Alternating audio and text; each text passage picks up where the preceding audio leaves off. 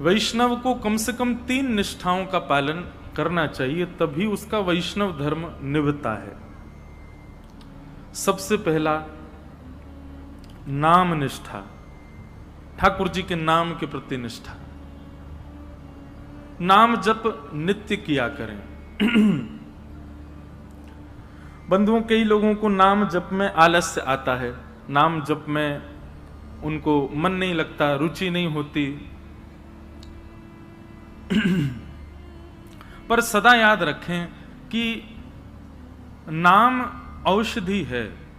जो काम ठाकुर जी भी नहीं कर पाते वो नाम करता है। कोई पूछे कि ठाकुर जी कहां से प्रकट हुए, तो भगवान को प्रकट नाम ने ही किया है।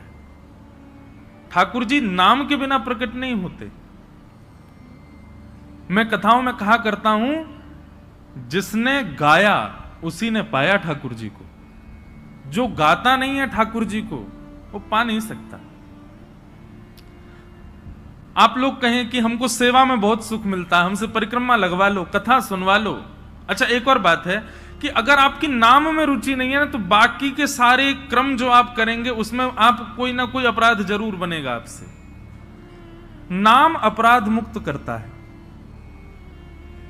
क्योंकि बहुत बड़ी बात है कि जब आप ठाकुर जी का नाम गाते हैं ना, तो स्वयं श्री जी आकर के आपके सब अपराधों को क्षमा करने का पूर्ण प्रयास करती हैं। एवं श्री जी की कृपा से आपसे फिर अपराध नहीं बनता। सेवा का या जो भी अपराध के नियम हैं, वो सब अपराध नहीं बनते।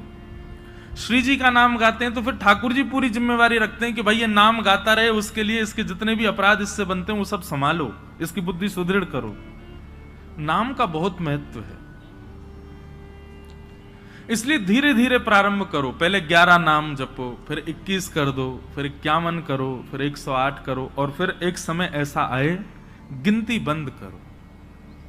मैं ये बात अपनी कथा में हर जगह कहता हूं, नाम कभी नहीं गिनना चाहिए। ठाकुर जी का हम कितना जप करते हैं उसकी गिनती मत करो। गिनती करनी है तो उनकी करो जिनकी वजह से इस संसार में पुनरपि जननम पुनरपि मरणम पुनरपि जननी जठरे शयनम, ये बार बार जन्म मृत्यु का जो बंधन हमारा बंधा रहता है, जिन पापों की वजह से, जिन हमारे दुष्कर्मों की वजह से, गिनती उनकी करो। मानव का स्वभाव है, वो दूषित कर्मों को छुपाता है, अच्छाइयों को प्रकट करता रहता है। उल्टा होना चाहिए। अपने द्वारा किए गए श्रेष्ठ कर्मों को छुपाइए। नाथ द्वार दर्शन करके आए तो तब तक चैन नहीं पड़ेगा जब तक आप 10 लोगों को बता नहीं दो हम नाथ द्वारा गए। वृंदावन गए, वृंदावन में जाकर के संतों को भोजन कराया तो तब तक चैन नहीं पड़ेगा जब तक पूरे व्हाट्सएप के ग्रुप उन सब में भेज नहीं दो वृंदावन में हमने संत सेवा करी। कभी किसी का हृदय दुखा करके व्हाट्सएप पे मैसेज भेजते हो, बोल मैंने इतने लोगों का आज हृदय दुखाया। आज पत्नी को बहुत सुनाई मैंने, वो बेचारी रो रही है, ये किसी को बताते हैं हम? नहीं। मैंने पड़ोसी के साथ में दूषित कृत्य किया, उसके साथ गलत किया, उससे ईर्ष्या करी। इन सब का प्रकाश नहीं करते, इन सबको छुपा के रखते हैं। हम प्रकाश करते हैं अपनी योग्यताओं का, कभी नहीं। ये बात हम इसलिए कह रहे हैं, हमसे मिलने भी आते हैं लोग, अब भीड़ इतनी होती है तो एक सेकंड में भी व्यक्ति को यह लगता है कि मैं बता दूं। आप मिलने आते हैं, आपसे ज्यादा उत्सुक मैं होता हूं आपसे मिलने के लिए, लेकिन एक क्षण के समय में भी आप जब ये बता देते हैं, महाराज जी मेरा इतना नाम जप रोज होता है, महाराज जी मैं इतनी घंटे सेवा रोज करता हूं, मुझे रात्रि स्वप्न में ठाकुर जी दिखते हैं। क्यों? एक बात सदैव याद रखिएगा, भक्ति यदि पूर्ण रूपेण आपके चित्त में आएगी तो आप प्रकाश करने से बचोगे, आप उसका प्रकाश नहीं करोगे, उसको गोपनीय रखोगे। और एक बात कहें, जब आप अपनी प्रेम लक्षणा भक्ति को गोपनीय रखते हैं तो आपके मुख की आकृति प्रकाश करती है, आपको बोलने की आवश्यकता नहीं है। हमारे वृंदावन के संतों को देखो, उनको बोलने की आवश्यकता नहीं, उनका मुखमंडल बता देता है कि कृष्ण प्रेम है चित्त में, इनके चित्त में भजन है, इनके चित्त में नाम विराजमान है। भक्तमाल जी में कथा आती है अंतर्निष्ठ राजा की, जो प्रभु के नाम को सदा अपने चित्त में छुपा करके रखता, कभी किसी को यह पता तक नहीं लगने दिया कि वो एक वैष्णव है। एक दिन रात्रि में सोते सोते उसके मुख से स्वप्न में ही निकल गया, सुसुप्ता अवस्था में निकल गया, हां राम। पत्नी ने सुन लिया। प्रातःकाल जब बेला हुई, पत्नी ने पूरा घर सजाया, ढोल नगाड़े डुमडुमियां बज रही हैं, मंगल बाजे बज रहे हैं। राजा उठ करके आश्चर्यचकित हो गया, इतने मंगल गान क्यों हो रहे हैं। राजा ने जाकर के पत्नी से पूछा, ये सब क्या चल रहा है। बोले कि मुझे तो अब तक लगता था कि आप भक्त हो ही नहीं, पर मुझे अब पता चला आप तो अंतर्निष्ठ भक्त हो। आप तो अपने चित्त में नाम को छुपा करके रखते हैं, कभी प्रकट नहीं। अरे इतने वर्ष ब्याह को हो गए, मुझे आज तक नहीं पता चला कि आप भक्त हो। राजा बोला, तो हां, तो मैं भक्त हूं ही नहीं। बोले कि रहने दीजिए, झूठ मत बोलिए। कल रात्रि स्वप्न की अवस्था में, सुसुप्ति अवस्था में आपके मुख से निकला हा राम। अनकॉन्शियस स्थिति में, बहुत ध्यान से सुनना, आप कैसा बर्ताव करते हो, क्या बोलते हो, वो बताता है कि आप वैष्णव हो कि नहीं। आपका बुद्धि विवेक सब बिल्कुल संयमित है और उस समय आप भक्ति भाव में रहो, ये सामान्य बात है। लेकिन कभी ऐसी स्थिति आ जाए जहां पर आपको यह भी नहीं पता कहां क्या करना है, कैसे करना है, क्या क्या मुझे होना चाहिए, ऐसे अनकॉन्शियस जब हो जाओ, तब आपके मुख से जो निकलता है उससे पता चलता है कि आप कौन है। अंदर जो है वो वास्तविक तभी निकलता है, और विशेष रूप से निद्रा की अवस्था में।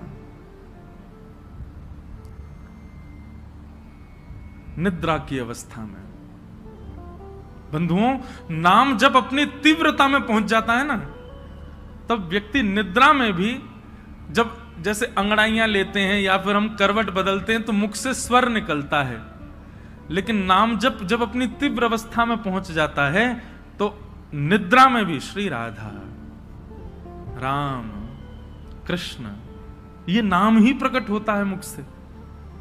ऐसी स्थिति हो जाती है तन की। उस अंतर्निष्ठ राजा को जैसे ही पता चला कि मेरे मुख से राम नाम निकल गया, पत्नी से बोला, देवी अब तुम राजपाट संभालो और सब संभालना, अब मैं जीवित नहीं रह सकता।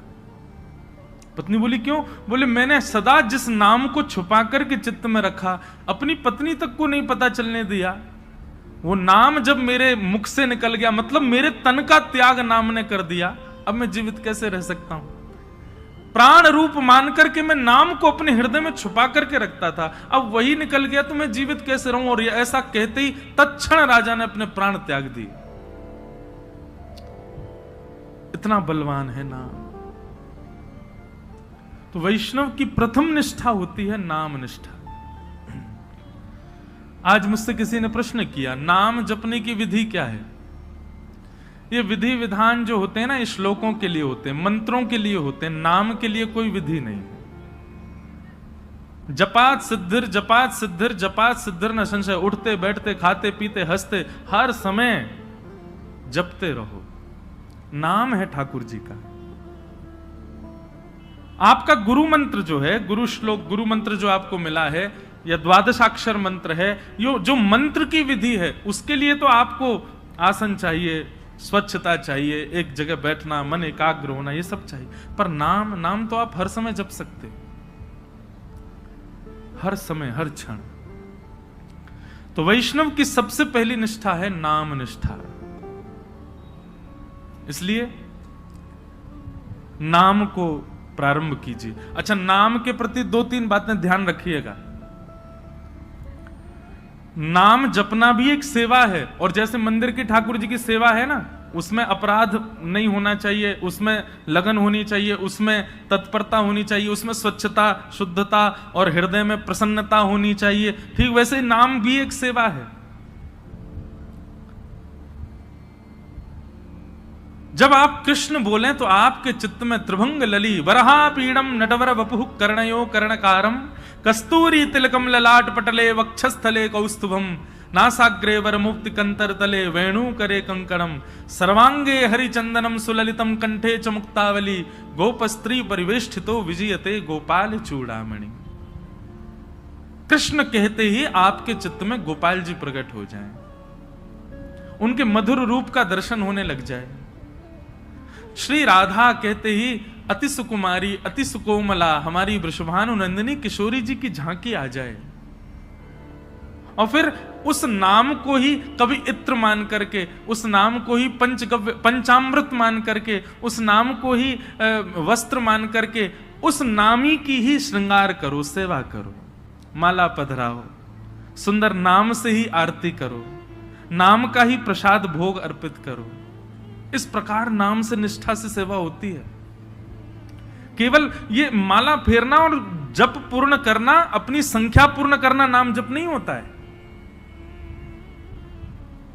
चित्त में कुंज का निर्माण करो, सुंदर यमुना जी बह रही हैं, सुंदर हरे भरे वृक्ष हैं, पीछे सुंदर सुंदर गिरी कंदरा दिख रही हैं, बीच में एक सेज सजी है, उस सेज पर हमारे श्याम सुंदर विराजे हैं और नाम चल रहा है। नाम वृक्षों में भी दिखे, नाम सेज पर भी दिखे, नाम यमुना जी में भी दिखे, नाम पीछे के सुंदर गिरी कंदरा में भी दिखे, और नाम ठाकुर जी में भी दिखे।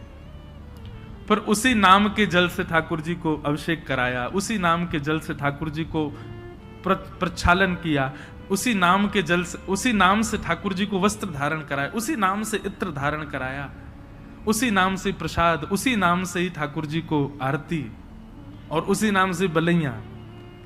ऐसी पूरी एक सेवा की विधि है। उस सेवा को मानसी रूप में करते हुए नाम जप करना, यह नाम निष्ठा है। ऐसे नाम जप होता है। नाम जप का दूसरा रूप, आज जितना हुआ है कल उससे अधिक होना चाहिए। अगर नाम जितना आज है कल भी उतना ही है, और बल्कि परसों कम और हो गया, तो इससे नामापराध होता है। नाम बढ़ना चाहिए, नाम बढ़ाओ। नाम के प्रति दूसरी भावना, कोई यदि आपसे पूछे कि आप क्या जपते हो, तो पहले परख लीजिए। यदि वो अधिकारी हो तो ही बताइए, नहीं तो उसके सामने प्रकाश करने की आवश्यकता नहीं है। अपने आप को ऐसा बता दो ना, हम तो कुछ करते नहीं, महासंसारी हैं हम, तो पापी पामर जीव हैं। अपने आप को मत दिखाइए कि आप नाम जापक हैं। कोई यदि पूछे और लगे कि हाँ ये वैष्णव है, कोई गुरुजन पूछे, हम पूछ लें, हम तो वैसे हम भी संसारी हैं, हम पूछे तो मत बताओ। कोई संत पूछे, कोई महापुरुष पूछे, कोई वैष्णव पूछे, तो उनको उजागर करो। सबके सामने उजागर नहीं। यहां लोग बताते फिरते हैं कि हम कितना नाम जप कर रहे हैं, क्यों नहीं, ये नामापराध है। सबके सामने अपने नाम का प्रकाश मत करो। भाई, अगर किसी भाव से आपका प्रेम बढ़ रहा है, उस भाव को गोपनीय रखो ना, उसको प्रकाश करने की आवश्यकता क्या है। तो नाम में इस बात का ध्यान रखें कि अगर कोई व्यक्ति अयोग्य, किसी को मत मानो, लेकिन यदि आपको अनुभव हो जाए कि ये वैष्णव भाव में नहीं है, बस ऐसे चलते फिरते पूछ रहा है, तो उसके सामने अपने आप को मूर्ख ही घोषित करो। ये मत बताओ कितना नाम जपते, नहीं तो नामापराध होता है। तो सबसे पहली वैष्णव की निष्ठा होती है नाम निष्ठा। वैष्णव की दूसरी निष्ठा होती है तुलसी निष्ठा। उसके तन पर यदि तुलसी स्पर्श नहीं है, तो ठाकुर जी उसके हाथ से सेवा तो बहुत दूर की बात है, जल भी स्वीकार नहीं करेंगे। इसलिए आपके तन पर तुलसी स्पर्श होना बहुत आवश्यक है। यह वैष्णव की दूसरी निष्ठा है। कई लोग पूछते हैं तुलसी धारण करने के लिए, आप लोग धारण कर लीजिए, लेकिन उसके बाद लोग पूछते हैं महाराज जी, अगर हम तुलसी धारण कर लें और कहीं कुछ खाना पाना हो तुलसी धारण करने के बाद में एक नियम का पालन आपको निश्चित रूप से करना है कि कुछ भी खान पान ऐसा नहीं करना जिससे तुलसी का अपराध बने। और यदि आपने कहीं गलती से तुलसी जी के धारण के पश्चात कुछ ऐसा खान पान किया है तो दूसरे दिन उन तुलसी जी को यमुना जी में पधराओ, आना पड़ेगा, भोपाल से वृंदावन ही आओ, तुलसी जी को पधराओ, क्षमा याचना करो, ब्राह्मण भोज कराओ, संतों के चरणों में प्रणाम करके क्षमा मांगो, फिर दूसरी तुलसी जी ठाकुर जी के चरणों में अर्पित करके फिर धारण करो, फिर ये वचनबद्ध हो जाना कि अब नहीं करेंगे। एक व्यक्ति मुझसे बोला, बोले महाराज जी जब खाते पीते हो उस समय उतार दें, खान पान करके फिर पहन लें। वाह, ऐसा नहीं करना है। मन में एक भाव आता है कि श्री तुलसी जी आपके कंठ में विराजमान होने के लिए अपने रूप का त्याग कर देती हैं। वो एक पौधे के रूप में होती हैं, वृक्ष के रूप में होती हैं, ठाकुर जी को सुख देने के लिए नवीन नवीन अपने अंदर पत्रों को प्रादुर्भाव करती हैं, ठाकुर जी की सेवा में जाएंगे। लेकिन आपके कंठ को सुशोभित करने के लिए और आपके तन के कल्याण के लिए वो अपने उस रूप का त्याग कर देती हैं, अपने आप को छिलवा देती हैं और उसके बाद माला बनकर के आपके गले में विराजमान होती हैं। इतना बड़ा त्याग तुलसी जी हमारे लिए करती हैं, हम उनके लिए ये सामान्य सी वस्तु नहीं छोड़ सकते। इसलिए तुलसी निष्ठा, तुलसी जी को धारण करो। तुलसी जी गले में धारण होने के बाद में जैसे ही आप कुछ भी पाते हैं, पहली बात तो प्रसाद ही पाएंगे, प्रसाद पाते ही जैसे ही कंठ से नीचे जाएगा, कंठ में तुलसी जी है, नीचे जाते ही उसमें जितने दोष होंगे सब समाप्त हो जाएंगे। तुलसी जी कंठ में धारण हैं और उस समय आपने जलपान किया तो जलपान जैसे ही तुलसी जी के यहां कंठ से नीचे गया, तुलसी जी का स्पर्श होते ही वो साक्षात श्री यमुना जी का, श्री गंगा जी का जल हो जाएगा, ठाकुर जी का चरणामृत हो जाएगा। अरे कहां तक कहें, आप स्नान करेंगे और जैसे ही जल अपने सिर पर डालेंगे, आपके मुख पर आकर के जल जैसे ही तुलसी जी का स्पर्श करके सर्वांगीण अंग पर जाएगा, वह भी दिव्य किसी पवित्र नदी का रूप धारण करके, उनके जल का रूप धारण करके आपके तन को पवित्र कर देगा। तुलसी निष्ठा। कई संप्रदायों में तुलसी जी का भाव ऐसा, धारण करो पर स्नान के समय मत करो, उसमें ऐसा भाव है कि तुलसी जी का जल चरणों में आ जाएगा। तो सब संप्रदायों के अलग अलग भाव हैं। कहीं पर ऐसा भाव है कि तुलसी जी का जल तन पे जाना चाहिए तभी पवित्र होंगे। तो अपने अपने गुरुजनों की प्रणाली के अनुसार आप उसका कर सकते हैं भाव। कई मन में भाव रखते हैं कि हम शौचाचार के लिए जाएं तब तुलसी जी को उतार दें। आपके भाव के ऊपर निर्भर करता है, आपका भाव कैसा है, उस अनुसार आप उसका पालन कर सकते हैं। नहीं तो शास्त्र और संतों की आज्ञा तो 24 घंटे आपके कंठ में तुलसी होनी चाहिए। तो दूसरी निष्ठा क्या है? तुलसी निष्ठा। और तीसरी और सबसे विशिष्ट निष्ठा एकादशी निष्ठा। वैष्णव को एकादशी व्रत निश्चित करना चाहिए। एकादशी के दिन अन्न में पाप का निवास होता है और उसके कारण एकादशी के दिन, अब यहां पर भी एक बात आ जाती है, भाव की बात आती है। देखो, भाव प्राधान्य जब हो जाती है ना बात, तो फिर वहां पर नियम नहीं चल पाते। बहुत ध्यान से सुनिए सब लोग। अब हमारे राधा वल्लभी है और हमारे हरिदासी वृंदावन के, वहां पर अधिकतर एकादशी नहीं मानी जाती। क्यों? उनका भाव ऐसा है कि भाई ठाकुर जी का भोग है, कल हमने ठाकुर जी को भोग लगाया, वो अन्न था जिसको हमने भोग लगाया, प्रसाद बन गया। अब आज एकादशी है, हम उस प्रसाद में फिर ये कर रहे हैं कि नहीं आज एकादशी, आज तो हम उसको पा ही नहीं सकते। तो ठाकुर जी का भोग, उसमें एकादशी पर अन्न कैसे हो सकता है? हम प्रसाद को अन्न कैसे मान सकते हैं? इसलिए कहीं ये भाव उत्पन्न ना हो, इसलिए कई हमारे आचार्य चरणों की प्रणाली में भाव से एकादशी का नहीं नियम माना जाता। पर आजकल के मॉडर्न जमाने में करवा चौथ भी नहीं रखती कई माताएं। क्यों? अरे मेरा ब्याह हुआ, मेरा पति इतना फल फूल रहा है, उसके लिए मैं भोजन क्यों त्यागूं? मैं तो खूब रज रज के पाऊंगी इसलिए माताएं पाती हैं। देखो कितना भी आप पाओ, लेकिन जब करवा चौथ के दिन कोई मां कोई बहन अपने पति के लिए व्रत करती है,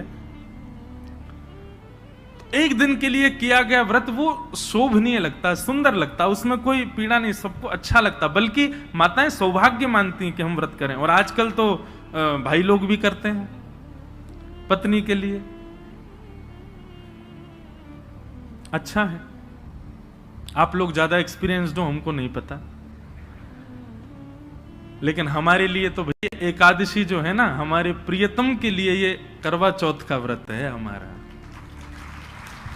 हम अपने श्याम सुंदर रूपी प्रियतम के, अच्छा लोग कहते हैं आयु बढ़ती आदि आदि, जो भी कुछ भी बढ़े ना बढ़े, लेकिन हाँ करवा चौथ का व्रत जब मां करती है तो उसका अपने पति के प्रति प्रेम बढ़ता है।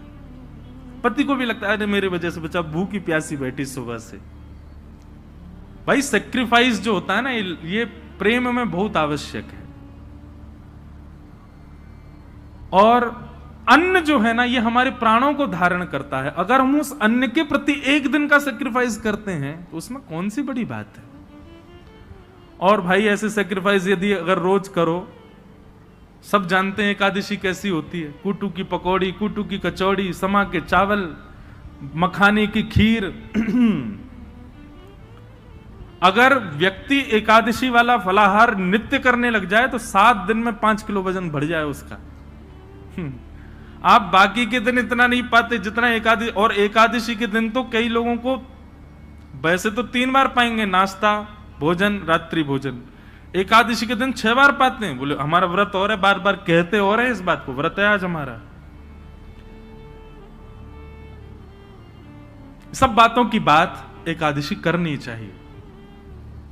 और उसके पीछे भाव क्या है, हम अपने प्रियतम के लिए बस हमारा भक्ति में प्रेम बढ़े, हमारी प्रेम लक्षणा भक्ति बढ़े, हमको वो और प्रिय लगे, उसके लिए हम व्रत कर रहे हैं। अन्न जल का त्याग करके फलाहारी होकर के व्रत कर रहे हैं। पर हम एक बात आपसे निवेदन करें, एकादशी में कुछ चीजें और मिलाइए। व्रत का मतलब क्या होता है, हमने एक पर्टिकुलर वस्तु का त्याग कर दिया। पर एक बात मेरे मन में कभी कभी आती है कि अन्न का त्याग करना कोई बहुत बड़ी बात नहीं है। आजकल के बच्चे सो करके उठते 12 बजे हैं और 12 बजे उठते हैं तो फिर भोजन पानी उनका ऐसे ही अस्त व्यस्त ही रहता है। आजकल के बच्चे एक समय ही भोजन कर लें वही बहुत है। तो भोजन का त्याग करना कोई बहुत बड़ी बात नहीं है। कई लोग बिना भोजन के भी निकल जाते हैं, बिना भोजन के भी रह लेते हैं। ये उस समय बड़ी बात थी जब और साधन नहीं थे, जब हमारे पास में टीवी नहीं था, हमारे पास में फोन नहीं था, इंटरनेट नहीं था, ये सारी आधुनिकताएं नहीं थी। तब मानव का एक ही काम था, काम करो भोजन पाओ, काम करो भोजन पाओ। भोजन ही सब कुछ होता था। उन कालों में उस भोजन को त्यागने के लिए व्रत की विधा बनाई गई। पर आज वास्तव में व्रत उस वस्तु का होना चाहिए जिसके बगैर आप एक क्षण नहीं रह सकते। उस वस्तु का व्रत होना चाहिए। तो कई बातें हैं। एकादशी में 2-3 चीजें जोड़िए। आप आज की तो निकल गई, अगली एकादशी आवे तो जैसे जो आपका अवगुण है, जैसे कई भाई लोगों को, कई लोगों के अंदर अवगुण आ जाता है, कुछ खान पान का अवगुण हो, स्वभाव व्यवहार का अवगुण हो। सब जानते हैं कि मेरे अंदर अवगुण क्या है। मुझे क्रोध बहुत आता है, मुझे इसके प्रति ईर्ष्या होती है, मुझे ऐसा लोभ होता है, मुझे इसके प्रति मोह है। ये जो आपकी दूषितताएं, उनका व्रत कीजिए। सावधानी से सुनो, सब लोग इधर देखो, कथा सुनो। अपनी दूषित वस्तु जिसके बगैर आप एक क्षण नहीं रहते, उसका त्याग कीजिए, तब व्रत माना जाएगा।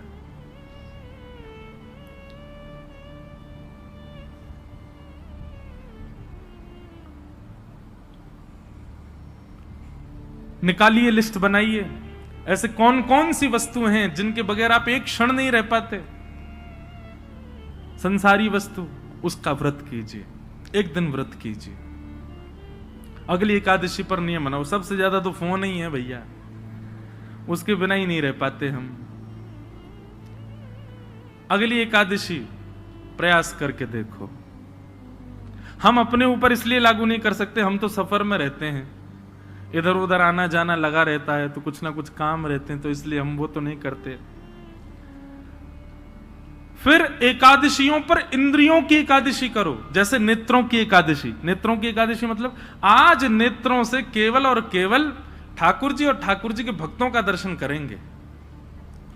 ठाकुर जी का दर्शन और ठाकुर जी के भक्तों का दर्शन। तो एकादशी के दिन बस लगे हैं, अब नहीं जा सकते वृंदावन तो फोन पे ही दर्शन करो। राधा वल्लभ जी, राधा रमन जी, श्री वृंदावन बिहारी लाल जी, गोविंद देव जी, गोपीनाथ जी, द्वारिकाधीश जी, बद्रीनाथ जी, सुबह से लगे दर्शन करने में।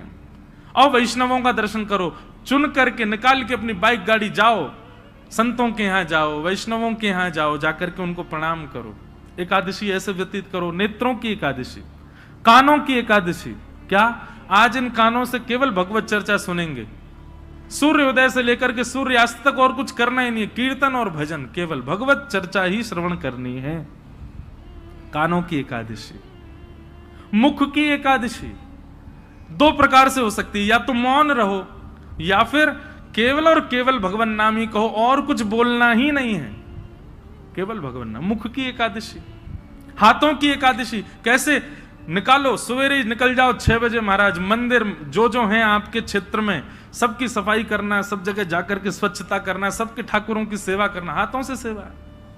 पैरों की एकादशी, प्रदक्षिणा करो, परिक्रमा, गैया की परिक्रमा, माता पिता की परिक्रमा, मंदिरों की परिक्रमा। ऐसे भैया अपने तन से एकादशी करो, केवल अन्न छोड़ने मात्र से काम। ये आगे की विधा है, पहले अन्न से ही शुरू कर लो, पर शुरू करो। ये 3 निष्ठाओं का यदि आपने पालन कर लिया तो दावे से कह रहे हैं अंतिम श्वास से पूर्व ही ठाकुर जी का निश्चित दर्शन होगा, निश्चित ठाकुर जी अनुग्रह करेंगे। और भाई प्रयत्न तो करने पड़ेंगे, बिना प्रयत्न के ठाकुर जी तो नहीं मिल रहे। हम इतने बड़े भक्त तो है नहीं कि ठाकुर जी बेचारे हो के कछु ना करे, आदमी ले आओ याते।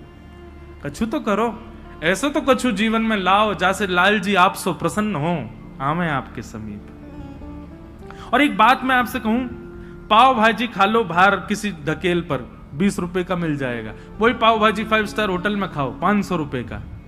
क्यों? प्रस्तुतिकरण में भेद है। ऑफरिंग, वो ऑफर करने का नतीजा है कि वहां महंगा है, यहां सस्ता है। ठीक वैसी भक्ति भी है। एक लोटा जल लिए, उसी में तुलसी डाल दी, उसी में चावल डाल दी, उसी में रोली डाल दी, उसी में चीनी डाल दी, उसी में सब डाल दी, जा गए शंकर जी पर चढ़ा के और नियम करके त्रिपुंड लगा के बेलपत्र चढ़ा के सिर पे लेके आ गए। एक तो ये ऑफरिंग है और एक दूसरी ऑफरिंग है, सारी सामग्री बढ़िया सुंदर सजा करके लेकर के गए, एक एक करके एक एक सामग्री शंकर जी पर चढ़ा रहे हैं, सुंदर कोमल हाथों से शंकर जी के सुंदर अभिषेक कर रहे हैं, और उसके बाद में सुंदर इत्र लगा करके त्रिपुंड लगा करके प्रणाम करके खूब देर रज रज के भाव से करके आ रहे हैं। दोनों में अंतर है कि नहीं? भक्ति में प्रस्तुतिकरण देखिए, आप कैसे प्रस्तुत कर रहे हो। केवल करना है ये नहीं, इससे बढ़िया तुम मत ही करो। केवल एकादशी करनी है हमको, अन्न नहीं खाना, लेकिन पूरे नाक में दम कर दिया घर के में, जे बनाओ जे बनाओ, भूख लगी है केला लाओ, ये बनाओ ये करो।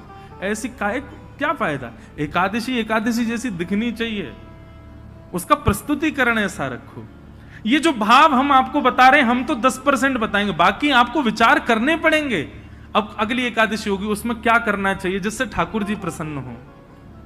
क्योंकि एकादशी के दिन ठाकुर जी दोनों नेत्र खोल करके सब पर दृष्टि डाल करके सबकी क्रियाएं चेक करते हैं। एक प्रकार से ये समझ लीजिए, एकादशी अवसर है, 15 दिन में जो आपने किया उससे निवृत्त होने का अवसर है। इसका मतलब ये नहीं कि 14 दिन सब आपने किए, बोले एकादशी आई रही है सब बढ़िया कर लेंगे उस दिन। अवसर है,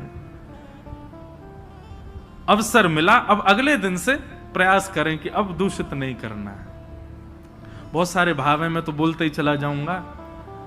हमारे गुरुदेव एक बात कहते हैं कि भाव थोड़े कह करके और फिर आगे बढ़ो। मैंने कहा क्यों गुरुजी, पूरा प्रस्तुतिकरण ही कर? बोले नहीं, कुछ गृह कार्य रहने दो ना, उनको भी सोचने दो, श्रोताओं को भी।